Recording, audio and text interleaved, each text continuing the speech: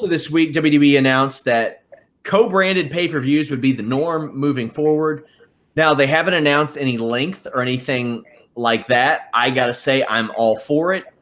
There are some situations where the mid-card could take a hit, although if they make these pay-per-views 4 hours, and that's just speculation, it could make up for it. But it does, if you leave shows at 3 hours, it does essentially ruin anything that isn't a championship match. So you have to have all your big dudes in championship matches, or maybe they just won't be on the show at some point. What were your thoughts on this co-branding situation? This is something that will never, ever happen, but this is the perfect way to introduce a rolling off season for people.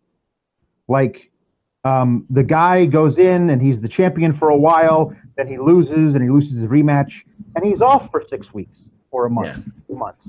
And then he can come back, and his spot that he normally has is taken up by somebody else for that time. And he gets a chance to heal up his body, and he can come back fresh. And when he comes back, it'll be a big pop. Like, that's a great way of doing that, because that way you can have a rolling roster of guys, so you can have one guy move out and somebody else move in.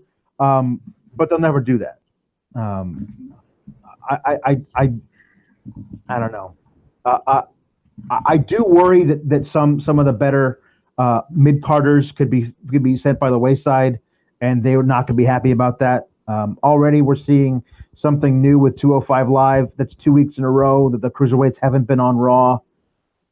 So maybe it's just like that they're not on Raw anymore, and they've kind of phased it out, and they're only on their little 205 Live thing.